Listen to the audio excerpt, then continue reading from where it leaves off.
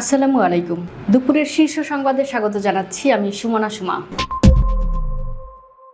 Army international Islamic ইনস্টিটিউটের উদ্বোধন করলেন সেনা প্রধান। প্রথমবারের মতো এমপিওভুক্ত শিক্ষকদের বদলি কার্যক্রম চালু। জিয়াউল আহসানের বিরুদ্ধে মামলার সাক্ষীকে কাফনের কাপড় পাঠিয়ে হুমকি। জুলাই গণঅভ্যুত্থান ফরাসি বিপ্লবের চেয়ে কোনো অংশে কম নয়, রিজভী। ছাগলকাণ্ডে আলোচিত সেই মতিউরের দুর্নীতি মামলার বিচার শুরু। ঢাকায় আসছেন দক্ষিণ কোরিয়ার বাণিজ্য মন্ত্রী। এবার নিজ এলাকাতেই করা যাবে এনআইডি সংশোধন। নিয়োগের 4 দিনের মাথায় সহকারী অ্যাটর্নি জেনারেল মাহফুজুর রহমানের পদত্যাগ। বৃষ্টি ও বজ্রবৃষ্টির প্রবণতা অব্যাহত থাকতে পারে আগামী 3 থেকে 4 দিন।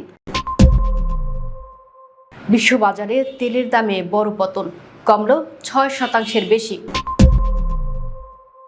নারীদের স্বেচ্ছায় ধর্মগ্রহণ ও বিয়েতে বাধা দেওয়া যাবে না, এলাহাবাদ হাইকোর্ট। ওয়াশিংটনে ভয়াবহ দাবানল, শত শত বাড়িঘর পুড়ে ছাই।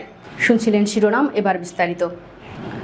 আর্মি ইন্টারন্যাশনাল ইসলামিক ইনস্টিটিউটের উদ্বোধন করেছেন সেনাবাহিনী প্রধান জেনারেল ওয়াকারুজ্জামান।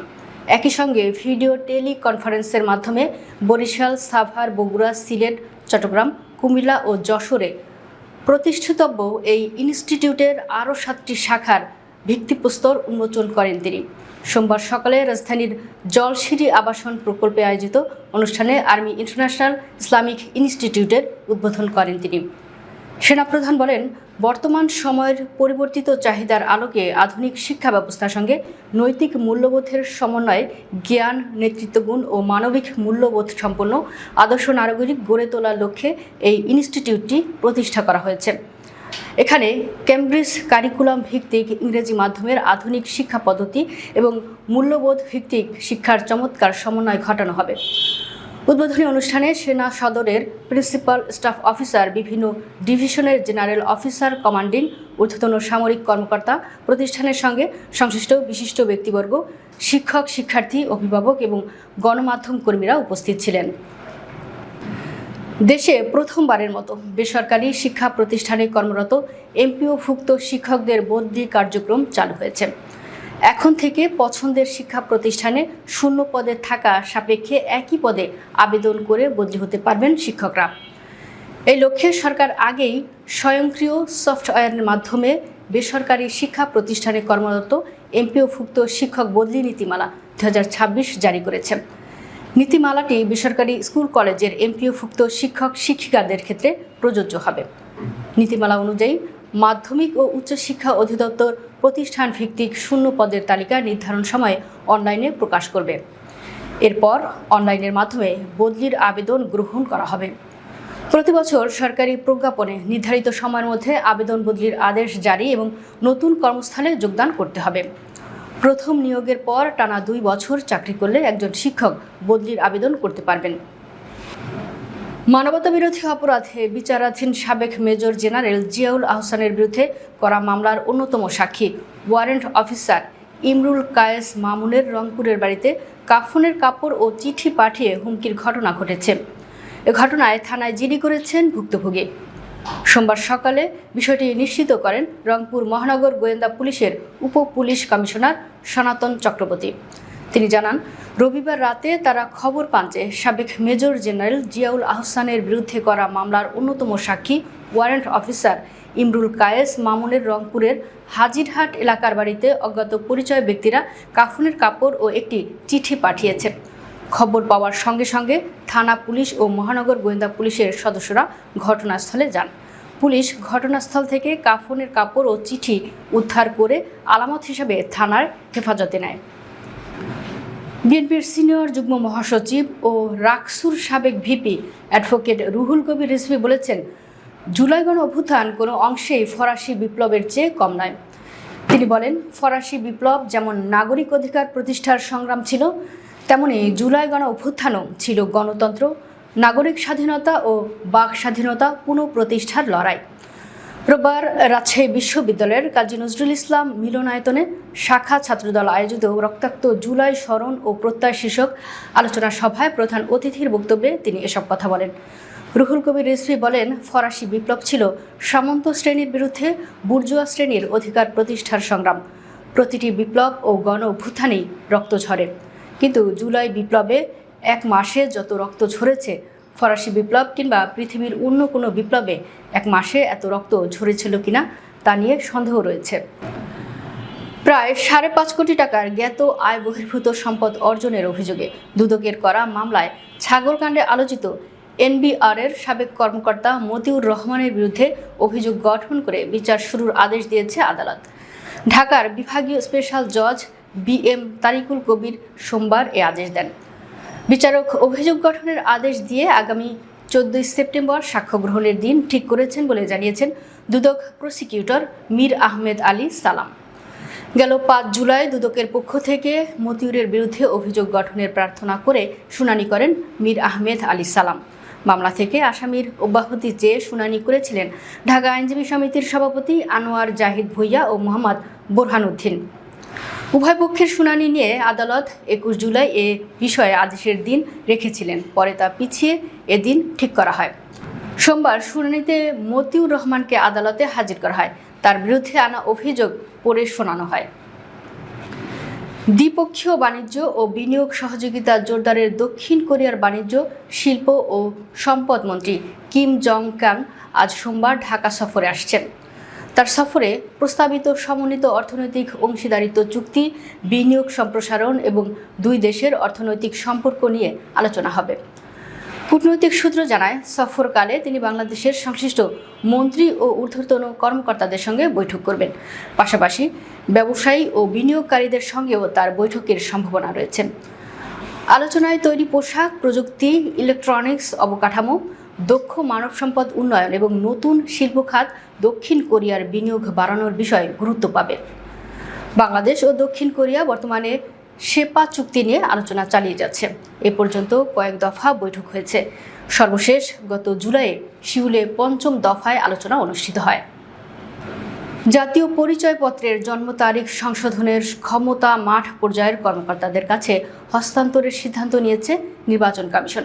ফলে নির্ধারিত শিক্ষাগত সনদের ভিত্তিতে স্থানীয় পর্যায়ে বয়স সংশোধনের আবেদন নিষ্পত্তি করা যাবে। গত 21 জুলাই অনুষ্ঠিত নির্বাচন কমিশনের 12তম সভা শেষে এ তথ্য জানান ইসির সিনিয়র সচিব আক্তার আহমেদ। তিনি জানান, এনআইডি সংক্রান্ত সেবা আরও সহজ, দ্রুত ও নাগরিক বান্ধব করতে একাধিক সিদ্ধান্ত নেওয়া হয়েছে। এর মধ্যে ভোটার এলাকা পরিবর্তন পুরোপুরি অনলাইনে করার প্রস্তাব রয়েছে। এ সেবা নিয়ে নির্ধারিত ফি দিতে হবে, যা নতুন বিধিমালায় অন্তর্ভুক্ত করা হবে। সিনিয়র সচিব বলেন, আইন অনুযায়ী প্রতি 15 বছর পর এনআইডি নবায়নের বিধান রয়েছে। এনআইডিতে নবায়নের ক্ষেত্রেও নির্ধারিত ফি রাখা হবে। তিনি আরও বলেন, বর্তমানে এনআইডির জন্ম তারিখ সংশোধনের আবেদন কেন্দ্রীয়ভাবে নিষ্পত্তি করা হলেও নতুন সিদ্ধান্ত অনুযায়ী জেএসসি, এসএসসি, এইচএসসি বা সমমানের পাবলিক পরীক্ষার সনদে উল্লেখিত জন্ম তারিখের ভিত্তিতে মাঠ পর্যায়ের কর্মকর্তারাই এসব আবেদন নিষ্পত্তি করতে পারবেন। নিয়োগের 4 দিনের মাথায় ব্যক্তিগত কারণ দেখিয়ে পদত্যাগ করেছেন সহকারী অ্যাটর্নি জেনারেল মোহাম্মদ মাহফুজুর রহমান। সোমবার আইন, বিচার ও সংসদ বিষয়ক মন্ত্রণালয়ের মন্ত্রীর কাছে তিনি এই পদত্যাগপত্র জমা দেন।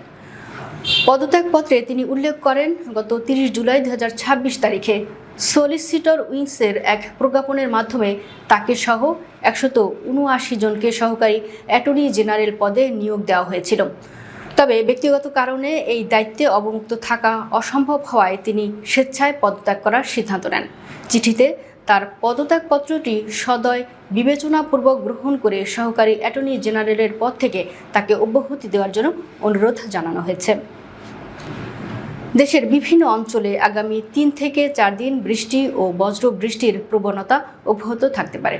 তবে চলতি সপ্তাহের শেষের দিকে বৃষ্টিপাতের প্রবণতা কমতে পারে বলে জানিয়েছে বাংলাদেশ আবহাওয়া অধিদপ্তর।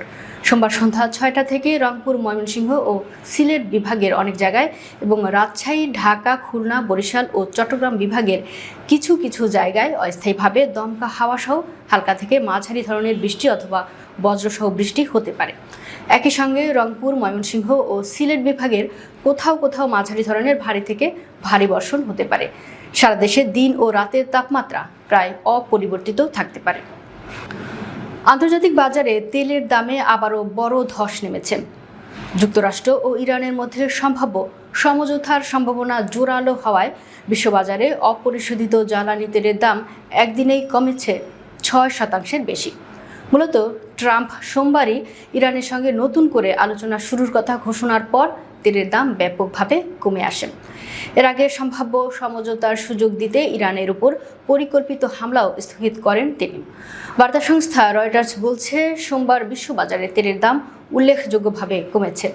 এদিন ব্রেন্ট ক্রুডের ফিউচার্সের দাম 6% বেশি কমে প্রতি ব্যারেল $82.41 নেমে আসে। এর আগে সোমবার ইরানের সঙ্গে আলোচনা হবে বলে ট্রাম্প ঘোষণা দেন। ভারতে নারীদের নিজের পছন্দ অনুযায়ী ধর্মগ্রহণ ও বিয়ের স্বাধীনতার বিষয়ে একটি গুরুত্বপূর্ণ রায় দিয়েছে ভারতের এলাহাবাদ হাইকোর্ট। আদালত স্পষ্ট জানিয়েছে, প্রাপ্তবয়স্ক নারীরা তাদের ধর্ম, বিবাহ এবং ভবিষ্যৎ জীবনের পথ বেছে নেওয়ার ক্ষেত্রে সম্পূর্ণ স্বাধীন এবং এ বিষয়ে কেউ হস্তক্ষেপ করতে পারে না। সোমবার ভারতীয় সংবাদ মাধ্যম দ্য ইন্ডিয়ান এক্সপ্রেসের এক প্রতিবেদনে এই তথ্য প্রকাশ করা হয়। সম্প্রতি ভারতে 20 বছর বয়সী দিব্যা ভাটিয়া ওরফে জয়া দিয়া ভাটিয়া এবং 35 বছরের অংশু ভাটিয়া ওরফে আমিনা অংশু ভাটিয়া নামে দুই বোন হিন্দু ধর্ম ত্যাগ করে ইসলাম ধর্ম গ্রহণের পর নিজেদের ইচ্ছায় বিয়ে করার সিদ্ধান্ত নিয়েছেন। কিন্তু তাদের বাবার অমত থাকায় স্থানীয় পুলিশ প্রশাসনের যোগসাজশে তাদের জোরপূর্বক আটকে রাখা হয়েছে বলে তাদের করা একটি হেভিয়ার্স কর্পাস রিটে অভিযোগ করা হয়। এই রিটের শুনানির সময় বিচারপতি সন্দীপ যৌন এই রায় দেন।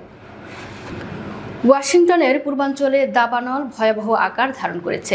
এর ফলে অঞ্চলের 60,000 বাসিন্দাকে নিরাপদে সরিয়ে নেওয়া হয়েছে। এছাড়া দাবানলে অন্তত 66টি বাড়িঘর, ব্যবসা প্রতিষ্ঠান এবং অন্যান্য স্থাপনা ধ্বংস হয়ে গেছে। রোববার রাজ্য কর্তৃপক্ষ এই তথ্য জানিয়েছে। দর্শক, ভিডিওটি শেষ পর্যন্ত দেখার জন্য আপনাকে অসংখ্য ধন্যবাদ। নিত্য নতুন ভিডিও পেতে আমাদের ইউটিউব চ্যানেলটি সাবস্ক্রাইব করুন এবং নিয়মিত নোটিফিকেশন পেতে বেল বাটনটি ক্লিক করুন। আমাদের ফেসবুক পেজটি ফলো করুন।